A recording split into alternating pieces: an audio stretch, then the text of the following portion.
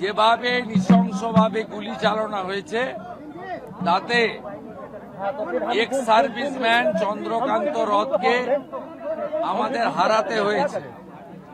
একটি 38 বছরের তরুণ যুবক যিনি 10 বছর এয়ারফোর্সে দেশ মাতৃকার জন্য সার্ভিস দিয়েছেন, তাকে কেবলমাত্র চলে যেতে হলো অকালে।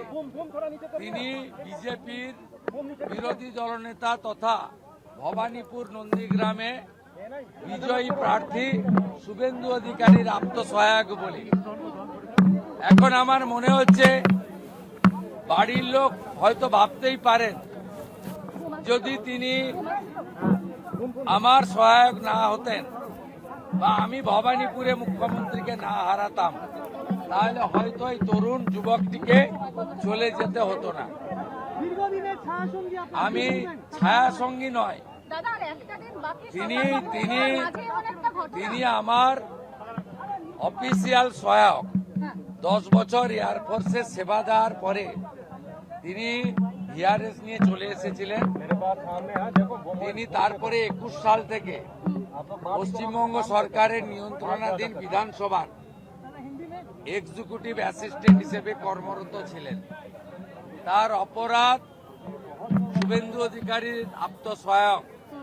তাই এই রাষ্ট্রবাদী যুবককে অকালে তার প্রাণ কেড়ে নেওয়া হলো নৃশংসভাবে, পরিকল্পিতভাবে, ঠান্ডা মাথায় সুপারি কিলার দিয়ে, এবং একদম গত 3-4 দিন ধরে রেকি করে যেভাবে 5টি বুলেট তার শরীরে বিদ্ধ করা হয়েছে, যেভাবে তার বুককে স্কেচ করে তাকে মৃত্যুর জন্য মৃত্যু সুনিশ্চিত করা হয়েছে, এর নিন্দা এবং দুঃখের কোনো ভাষা আমার অন্তত ডিকশনারিতে নেই।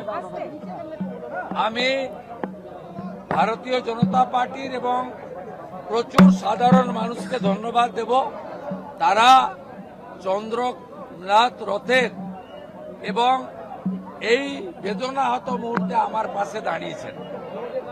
আমার দল ভারতীয় জনতা পার্টি, তার রাষ্ট্রীয় অধ্যক্ষ নীতিন নবীনজি থেকে কেন্দ্রীয় স্বরাষ্ট্রমন্ত্রী অমিত শাহজি থেকে মাননীয় রাষ্ট্রীয় সংগঠন সাধারণ সম্পাদক বিএল সন্তোষজি থেকে, তারা প্রত্যেকেই গতকাল থেকে অদ্যাবধি বারে বারে আমার বা রথের পরিবারের পাশে দাঁড়িয়েছেন। দলের পক্ষে শ্রমিক ভট্টাচার্য সহ রাজ্যসভার মেম্বার রাহুল দাস সহ এখনো দেখছেন দুপাশে দুজন এমপি আমার সাথে সঙ্গ দিচ্ছেন, জ্যোতির্ময় সিং মাহাতো, আমাদের খগেন মুর্মুজি।